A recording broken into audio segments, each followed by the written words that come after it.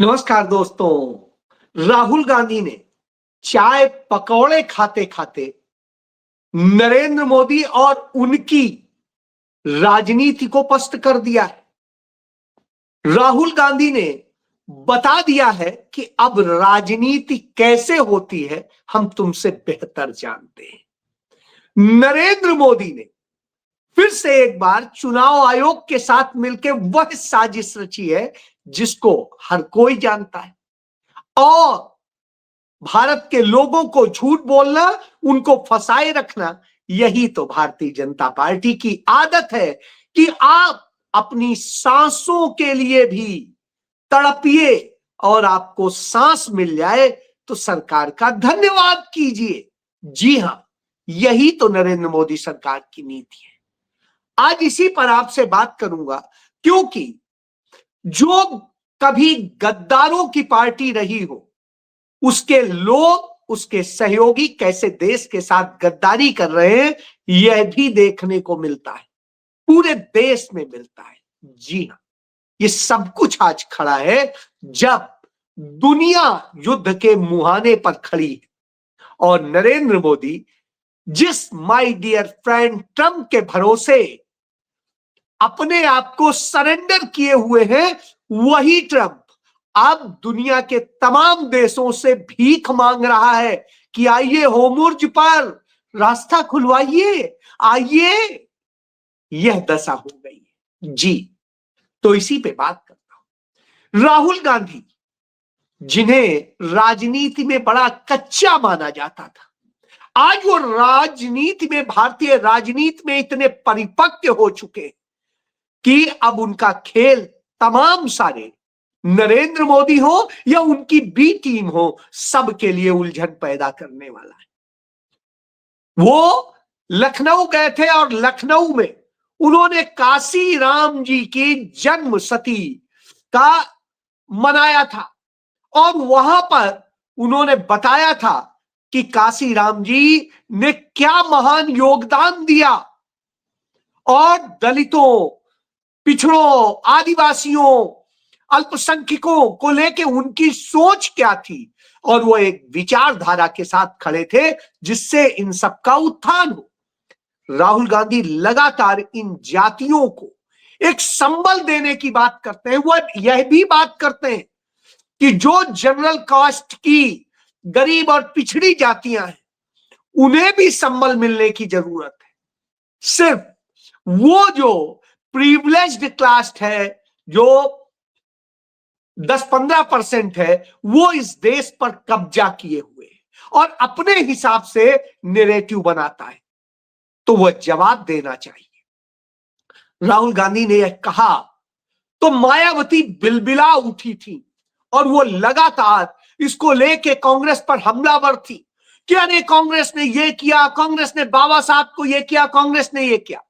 सबसे बड़ी बात थी कि राहुल गांधी जब संबोधित कर रहे थे तो उन्होंने स्वीकारा कि कांग्रेस ने यदि कुछ गलतियां नहीं की होती तो शायद काशीराम जी को डीआरडीओ में, पंडित जवाहरलाल नेहरू के बनाए उस डीआरडीओ की नौकरी छोड़ के इस दलित राजनीति में न कूदना पड़ता। जी हां, पंडित नेहरू ने जो डीआरडीओ बनाया था वहीं उन्हें नौकरी मिली थी, एक गरीब घर के व्यक्ति को। यह नेहरू का योगदान था। तो राहुल गांधी ने यही कहा कि पंडित नेहरू यदि कुछ वक्त तक और प्रधानमंत्री रहते तो शायद काशीराम जो कांग्रेस के मुख्यमंत्री होते। जी हां, इतनी बड़ी बात कही। तब मायावती का गुस्सा स्वाभाविक सी बात है कि जायज है, क्योंकि वो काशीराम की सारी मेहनत को बेच रही हैं और इसे प्राइवेट लिमिटेड कंपनी बना दिया है। यह बात काशीराम जी के सगे भाई खुद कहते हैं, और जब वह है खुद कहते हैं तो स्वाभाविक सी बात है, ये समझने की जरूरत है। उनकी बहन कहती है, वो राहुल गांधी से मिली थी और उन्होंने यही बात कही थी। डॉक्टर भीमराव अंबेडकर को संविधान सभा का सदस्य बनाने के लिए पंडित जवाहरलाल नेहरू ने अपने कांग्रेस के सदस्य जयकर का इस्तीफा कराया था और उनकी जगह पर उन्हें सदस्य बनाया, ड्राफ्टिंग कमेटी का चेयरमैन बनाया, जिसके कारण वो संविधान निर्माता बन सके। उन्हें अपनी सरकार में कानून मंत्री बनाया, जिससे कि वह एक महान योगदान दे सके। और जब वो सारे चुनाव हार गए तो उन्हें राज्यसभा का सदस्य बनने में भी मदद की। तो अब आप सोचिए, नेहरू ने तो यह सम्मान दिया था, लेकिन मायावती ने क्या किया? मायावती ने जो लोग दलितों का, पिछड़ों का, आदिवासियों का, अल्पसंख्यकों का हक मारते थे, उस बीजेपी के साथ जाके खड़ी हो गई। मुख्यमंत्री बनने के से लेके हर जगह वो उनके साथ जाके खड़ी हो गई।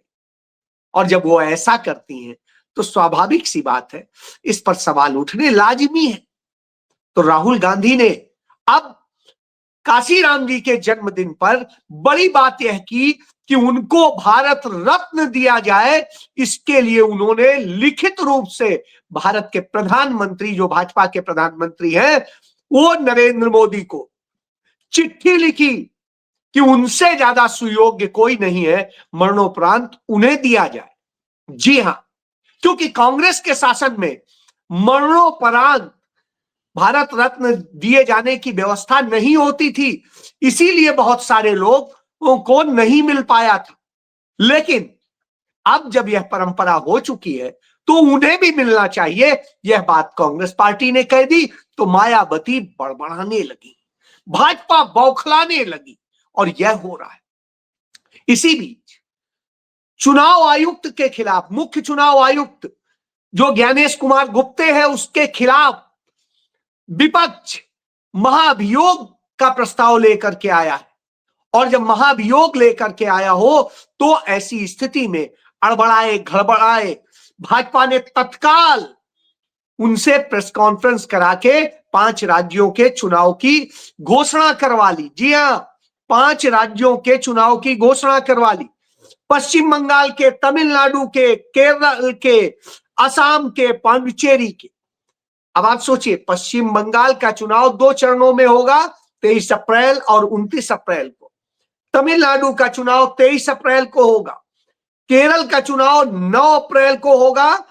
असम का चुनाव 9 अप्रैल को होगा। पौंडीचेरी का चुनाव 9 अप्रैल को होगा। पौंडीचेरी केरल के और जो तमिलनाडु है, उन दोनों के साथ में।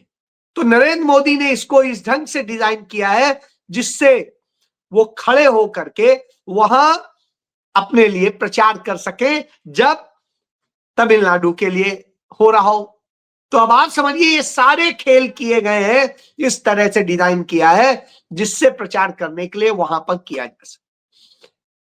नरेंद्र मोदी जस्ट सरकारी पैसे से कल ही प्रचार करके आए हैं पश्चिम बंगाल में, और उनकी रैली के बाद में उनके उन्मादी लोगों ने वहां की एक महिला मंत्री के घर पर हमला कर दिया और तमाम सारी चीजें, शराब से लेके सब कुछ करते हुए उन्होंने हर गुनाह किया, गाली गलौज करी, सब कुछ किया, मारपीट करी।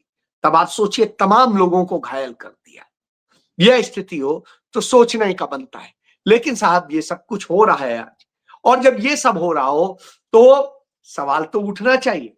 तो इसी कड़ी में जब हम बात करेंगे तो आप पाएंगे कि किस तरह की स्थितियां पैदा हो गई।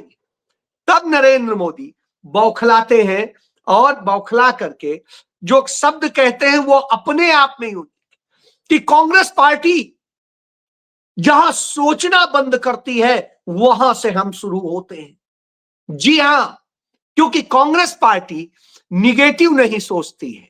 कांग्रेस पार्टी देश के लोगों के हितों के खिलाफ नहीं सोचती है, और इसलिए कांग्रेस पार्टी वहीं तक सोचती है जहां तक इस देश का हित हो, देश के लोगों का हित हो, और सबको आगे बढ़ने का हो, समाज तोड़ने का ना हो। लेकिन भाजपा की सोच उसी के बाद शुरू होती है, मोदी की सोच उसी के बाद शुरू होती है, तोड़ने की, जो है गांठने की, और किस तरीके से बर्बाद करने की। और वो दिखाई दिया जब वो चुनाव प्रचार में उसी तरह की बातें कर रहे थे, सांप्रदायिकता के आधार पर और दूसरे आधारों पर इस तरह की बातें कर रहे थे।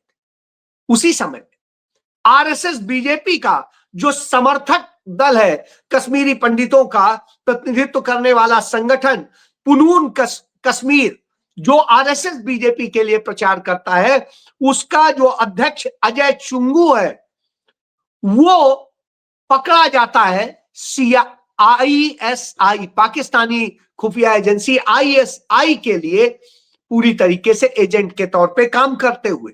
वो गुलाम नबी फई के साथ में बातचीत का उसका ऑडियो रिलीज हो गया है और तमाम सबूत आ गए। इसके बाद में इस संस्था ने उन्हें अध्यक्ष के पद से हटा दिया और पुनून कश्मीर ने जो परिपत्र जारी किया है उसमें कहा है चुंगरू के स्थान पर टीटो गांजू अब अध्यक्ष होंगे। लेकिन क्या इससे पाप छिप जाएगा? ये वो संगठन है जो राष्ट्रवादी बन के काम कर रहा था और असल में राष्ट्र के खिलाफ काम कर रहा था, वैसे ही जैसे RSS करता है, बीजेपी करती है। तमाम बीजेपी के लोग पाकिस्तान की इस खुफिया एजेंसी के लिए जासूसी करते पकड़े गए हैं, CIA के लिए पकड़े गए हैं, मोसाद के लिए पकड़े गए हैं, अभी पकड़े गए इसी दौर। तो अब आप सोचिए, जब इस तरह के काम कर रहे हो तो आप क्या कहेंगे? तब ये अमित शाह कुछ और नहीं कह पाता है, तब वो क्या कहता है कि राहुल गांधी संसद के दरवाजे पर चाय पकौड़े खाते हैं और विरोध करते हैं। तो अब आप बताइए, जब उनके सदस्यों को निलंबित कर दिया गया है और जिस तरीके से किया है, तो उनके साथ धरने में बैठना क्या गुनाह है? और जब धरने में बैठे होंगे सुबह से शाम तक सब, और उनके साथ बैठेंगे तो उनके साथ चाय और रस खाना कोई गुनाह तो नहीं है, बिस्किट खाना कोई गुनाह तो नहीं है। पकौड़े तो नहीं थे, पकौड़े मिल भी नहीं रहे। पकौड़े की बात आई तो फिर तो हमें बात करनी पड़ेगी कुकिंग गैस की। नरेंद्र मोदी सरकार बार बार कहती है कुकिंग गैस का कोई संकट नहीं है, कोई संकट नहीं है, लेकिन नरेंद्र मोदी सरकार ने आदेश जारी किया है और उस आदेश में कहा है कि जिसके यहां, ये देखिए, ये भारत सरकार का परिपत्र है, ये आप देखिए, और इस परिपत्र में कहा गया है कि जिसके यहां PNG कनेक्शन है, अब उसको LPG का गैस सिलेंडर नहीं मिलेगा। यह नियम कहा गया, तब कहा जा रहा है जब कह रहे हैं कि गैस का कोई संकट नहीं। और गैस का संकट नहीं है तो एक और चीज देखिए, और वर्तमान समय हमारे सामने गैस का संकट आ चुका है और वर्तमान में 1-2 सिलेंडर गैस एजेंसी वाले दे रहे थे, तो लगभग 2 से 3 दिन से ये भी बंद कर दिए हैं। अब इस समय देखा जाए 2 यूनिटों में, 1 यूनिट में कुछ हमारे पास जो गैस, ये मैं इसलिए बता रहा हूं कि जो अन्नपूर्णा रसोई है, जो कभी भी कहते हैं अन्नपूर्णा जी का रसोई बंद नहीं होती थी, वो वाराणसी में काशी विश्वनाथ मंदिर के साथ में वो बंद हो गई है। जी हां, अन्नपूर्णा रसोई बंद हो गई, जो हिंदू धर्म का इससे बड़ा अपमान नहीं हो सकता। माता अन्नपूर्णा कहते हैं जब कहीं कुछ नहीं था तब भी उन्होंने भगवान शिव को खिला करके पेट भरे थे, इसलिए माता अन्नपूर्णा कहा जाता है। कभी घटता नहीं है, लेकिन वहां भी बंद हो गया। इसी तरीके से सीता रसोई जो है राम मंदिर में, वो भी बंद हो गई है और तमाम जगह संकट आ रहे हैं। और स्थिति ये हो गई है कि कानपुर में तो मार मच गई और जो सिलेंडर 900 रुपए का मिल रहा था, 950 का, वो अब 3500 रुपए से अधिक का मिल रहा है। ये देख लीजिए, ये खबर है। और यही नहीं, मध्य प्रदेश में एक जिले की DM जो कलेक्टर होती है, वो कह रही है कि अब अपने घर में रोटी मत बनाइए, आप अपने घर में वो मत बनाइए, पराठा मत बनाइए, अब आप ऐसे ही करिए। एसोसिएशन है, हमारे गार्डन है, होटल इत्यादि है, उनसे यही अनुरोध करूंगी कि अन्य वैकल्पिक सोर्सेज को हम लोग यूज कर सकते हैं, जैसे इंडक्शन इत्यादि है, उसका हम लोग यूज। अब आप देखिए कि रोटी मत, सभी जो हमारे केकर एसोसिएशन है, हमारे गार्डन है, होटल इत्यादि है, उनसे यही अनुरोध करूंगी कि अन्य वैकल्पिक सोर्सेज को हम लोग यूज कर सकते हैं, जैसे इंडक्शन इत्यादि है, उसका हम लोग यूज कर सकते हैं। साथ में डीजल भट्टी भी होती है हमारी, जो करीब 20-25 हजार की होती है और बल्क में उसके ऊपर खाना इत्यादि बनाया जा सकता है, उसका उपयोग कर सकते हैं। मेन्यू को भी एक बार पुनर्विचार किया जा सकता है। ज्यादा ईंधन वाली चीजें, रोटी पराठे से शिफ्ट होके हम लोग कोई अन्य बल्क टाइप की मेन्यू है, उनको भी हम लोग इनकॉर्पोरेट कर सकते हैं। अब आप देख लीजिए, कलेक्टर है जो बड़वानी मध्य प्रदेश की, और ये अब ये ज्ञान दे रही, तो अब आप समझ लीजिए कितना गंभीर संकट है कि रोटी मत बनाओ और ये ना बनाओ। तब ऐसे में भाजपा क्या कर रही है?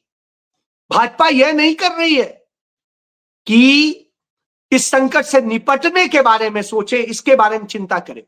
वो करती है कि जो विधायक कर्नाटक में आकर के उड़ीसा के रुके हुए हैं, वहां राज्यसभा चुनाव, तो वहां की सीट हथियाने के लिए बीजेपी वोट खरीदने के लिए 4 लोगों को भेजती है ब्लैंक चेक के साथ में।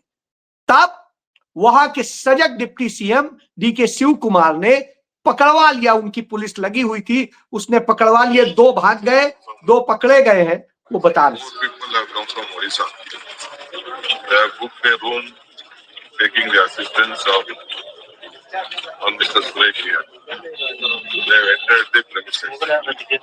After entering the premises, they have met one of our MLAs. Morning. They are offering 5 crores for vote. अब आप देख लीजिए, 5 करोड़ रुपए में वोट खरीदने का वो सौदा कर रहे थे और इस तरह करने की कोशिश कर रहे थे। बहरहाल पुलिस ने वहां की 2 लोगों को पकड़ लिया है, पूछताछ जारी है। यह स्थिति है इस जंग के दौर में। उधर आप देख ही रहे, जिस तरीके से चुनाव की घोषणा होने के पहले कांग्रेस पार्टी ने सबसे पहले अपने प्रत्याशियों की सूची जारी की थी और किया था। मैं आपको बार बार बताता था कि आम आदमी पार्टी बी टीम है और वो यही करके छोड़ा गया है अरविंद केजरीवाल को कि अब आपको पंजाब में, असम में और दूसरे तमाम राज्यों में जाकर के कांग्रेस को हराने के लिए काम करना है। जहां जहां कांग्रेस मजबूत है वहां आपको मजबूती से लड़ना है। और इसलिए अब अरविंद केजरीवाल ने तत्काल अपने 14 कैंडिडेट पहली लिस्ट जारी कर दी और स्वाभाविक सी बात, उन्हें कहा गया है सारी सीटों पे लड़ाओ, 1000 वोट कटाओ, 2000 वोट कटाओ। क्यों? पिछली बार कांग्रेस जो हारी थी वहां 0.4% वोट से हारी थी, 0.4% वोट सत्ता से रह गई। इसलिए ये छोटे छोटे वोट यदि कट जाएंगे तो कांग्रेस फिर रह जाएगी। इसके लिए इसका इस्तेमाल करना है और यह खेल चल रहा है। तो जब यह खेल चल रहे हो, ये साजिशें चल रही, किसी को चिंता नहीं, दुनिया अशांति में है, सब कुछ है। ईरान लगातार आक्रामक है और वो लगातार अमेरिका और इजराइल को जवाब दे रहा है और वहां की जनता खुल के खड़ी है, बगैर डर के खड़ी है, कहीं बंकरों में नहीं छिपी है। और जब वो खुल के जवाब दे रही हो, ऐसे में परेशान डोनाल्ड ट्रंप के पास अब कोई चारा नहीं रह गया, तो वो चीन से, रसिया से और तमाम देशों से आग्रह कर रहे हैं कि आप अपनी सेना, अपनी नौसेना सब कुछ भेजिए और होर्मुज के मार्ग को खुलवाइए। ईरान पहले ही कह चुका है सभी के लिए मार्ग नहीं बंद है, सिर्फ उनके लिए बंद है जो अमेरिका के समर्थक है। और ऐसी स्थिति में तमाम सारे देशों ने, स्विट्जरलैंड ने भी कह दिया कि हम अपनी धरती इस्तेमाल युद्ध के लिए नहीं करने देंगे। और इस तरह से तब आज यूनाइटेड नेशन यानी संयुक्त राष्ट्र संघ ने आज एक ट्वीट किया है और संयुक्त राष्ट्र संघ का एक ट्वीट देखिए, इसमें महात्मा गांधी को आज कोट किया गया है और महात्मा गांधी के कोट के आधार पर यूनाइटेड नेशन ने कहा है, जो महात्मा गांधी ने कहा था जंग के इस दौर में, संयुक्त राष्ट्र संघ ने जो कहा है वो कि सहिष्णुता ही एकमात्र ऐसी चीज है जो अलग अलग धर्म के लोगों को अच्छे पड़ोसी और दोस्त के रूप में एक साथ रहने में सक्षम बनाएगी।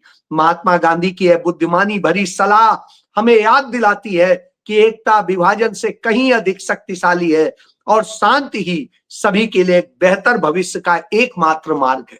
ये संयुक्त राष्ट्र संघ कह रहा है आज, जिन गांधी को यही भाजपाई गाली देते हैं और सब कुछ करते हैं। कांग्रेस पार्टी के आदर्श महात्मा गांधी है, इसीलिए राहुल गांधी ने उदाहरण दिया था कि कांग्रेस गरीब पार्टी, हम उसे गरीब ही बने रहना देना चाहते हैं, क्योंकि महात्मा गांधी यही चाहते कि कांग्रेस गरीब रहे, गरीबों की बात करे और जब वो गरीबी का दर्द झेलेगी तभी गरीबों की बात करेगी। वो भाजपा की तरह जिस दिन अमीर हो गई तो वो भी भाजपा बन जाएगी। जी हां, ये राहुल गांधी ने कहा। आज राहुल गांधी उसी आइकॉन के बन के खड़े हैं और यही वजह है कि वो दुनिया में आज अपनी अलग जगह बना रहे। जी हां, और राजनीति में रोज नरेंद्र मोदी को गच्चा दे रहे हैं। जी जय।